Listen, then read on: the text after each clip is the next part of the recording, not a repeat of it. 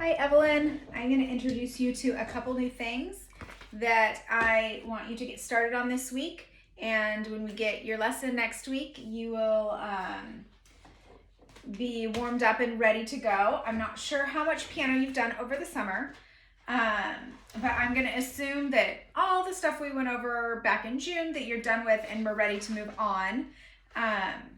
And if not, that's okay, because who wants to go back to old stuff anyways? So in your technique and artistry book, the first thing we're going to do is look at this song, Gathering Storm, which practices crosshand arpeggios. And I don't want you to even worry about your scales. This week, this will be all your technique, working on those crosshand arpeggios. So this song is in the key of G major, which has one sharp, F sharp. And it's an artistry magic piece. So as you've already learned a little bit, that those take a little bit more time learning. But it has several different measures where it uses different crosshand arpeggios. And the best thing to do when you're just sitting down to look at the music is figure out what chord it's using. So we can do the first one together. For example, the first one, I'm looking at it and seeing that the notes are E, G, and B. And since it's a crosshand arpeggio, I know that that's what it's going to do all the way up. And I see that that's an E minor chord. So what I might do is take my pencil and write lowercase e, lowercase m for E minor. And then I always remember that that's an E minor chord. And then I'm going to also count the repetitions. How many times does it cross? So it goes left, right, left, right. That's 4 times that I'm going to be playing that chord.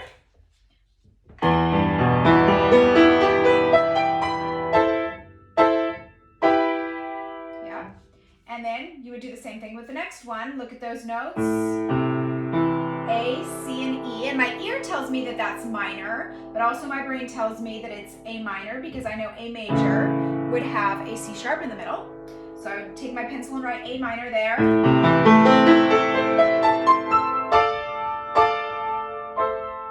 And see that it has 4 passes as well, and then does those chords at the end. Okay, the time signature is 4/4, and those crosshand arpeggios are always in triplet. So you want to make sure that you feel your 4 beats, and then say triplet, triplet, triplet, triplet. Just keep with your body, your beats.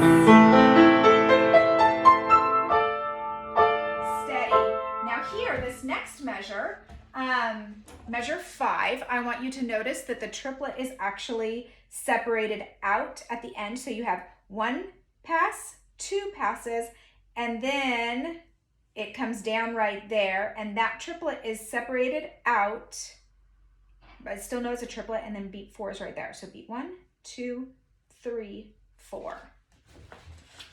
So that's what it'll look like. 1, 2, 3, 4. So it's just separated out so your left hand can play that top note for you and you don't have to cross your finger. 1, 2, 3, 4. This next measure is the same. And just feel those steady beats.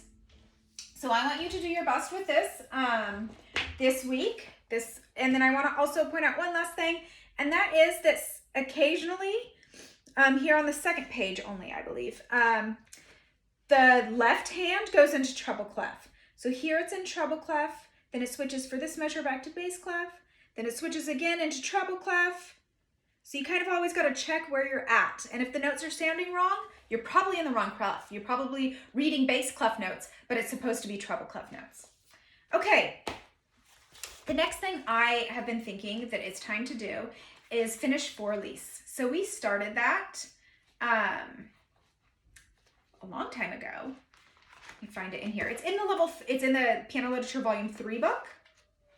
Where is it? It's in the classical section. You can probably find it faster than me. I believe this is where it is. Isn't this where it was? No, I think it's in I think I sent you a copy of it, didn't I? Let me see if it's in here. I might have to pause this video and come back. Hold on. Might be in the level 4 book.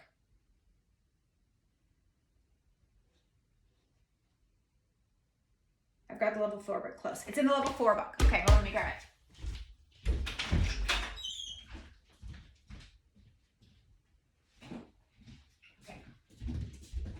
don't be scared that it's in the level 4 book, because it actually isn't too difficult. You've learned section A already, and then section B is probably the most technically challenging, because you have to be able, here it is, it's on page 52 of the level 4 book. I'm not sure you have a level 4 book though, but I know I did send you part of this song, so I will send you the other part as well. So section A, which you've learned, let's see, you've learned all the way through to here, right? So to go into transition into section B, and section B is what we're gonna work on next. Section B is short, it's only these 4 lines, but the reason it is challenging, let me get closer for you, is because look you've gotta play 30-second notes with your right hand. But that's why I feel like you can do it, because you have very good finger control. So we are gonna work a lot on section B over the next little bit, and then section C is nice. And then section A repeats after section B, right here. Section A again. And then we have section C, which is not technically challenging. And then it ends with section A again. So here's section, has a nice big, a big arpeggio and chromatic scale, and then it has section A again. So just 2 sections to learn to complete the song, and I think that that would be a really fun thing for you to do. So I'm gonna go over what I want you to work on this week with For Elise. Starting with measure 23, I want you to start with the bass clef, and I want you to block it out. And what I mean by that, these are all broken chords. These notes are broken, right? You play 1 note at a time. I want you to block it so that you're playing all the notes at once. So you get used to those moving chords. So the first one right there is an F major chord. That's not hard, right? And then there's the next measure. I can see that it's a B flat major chord or a 4 chord. If I'm using the key of F major right there, because it looks like it's a little bit in the key of F major for a second in this section here. Okay, now this next one's a little bit harder. Bottom note, top note.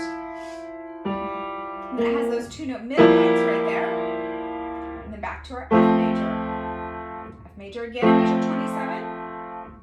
Again in measure 28, but then it, for a second, goes to a D octave. Okay? And then 29, and then 30. Okay? So just do that so you get used to the harmonies and also the fingering, because when you do it like that, you can do the correct fingering. So if I measure 28, I'm going to play the chord first, then the D octave, and then go to measure 30. Okay. And then you'll probably want to write in the counts as well. 1 and 2 and 3 and. So I'm going to play it for you counting here, just this right hand part. It starts with an appoggiatura or some grace notes, and they don't get any counts. They're right before the beat. 1, 2, 3, 1, 2, 3, 1, 2, 3, 1, 2. Now listen to this, beat 3, okay? If you right above the written notes are the way you're going to play that appoggiatura in those notes. You're going to divide beat 3 into 2 parts. It's going to go 3 and 3 and. Okay? 1, 2, 3 and 1, 2, 3 and. Now we're on measure 29, which also you can see above how to divide it up. 1. Why does it do that? Oh, I guess that's an alt.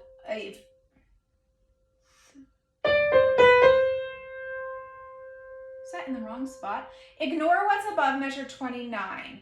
1, just play it as it's written right there. 1, 2, 3, and a 1. Okay, but we're just gonna work on those 2 lines right there.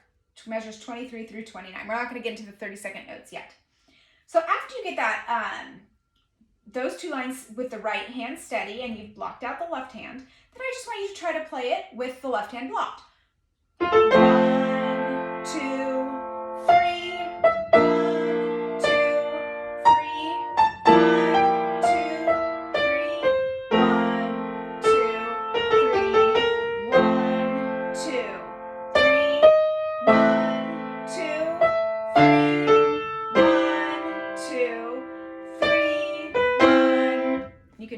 stop there. So that would be a great goal for this week, to get it to that point. And that is all I'm going to give you. If you have any questions, let me know. You can have your mom send me a text or call me or FaceTime me, and I will help you out.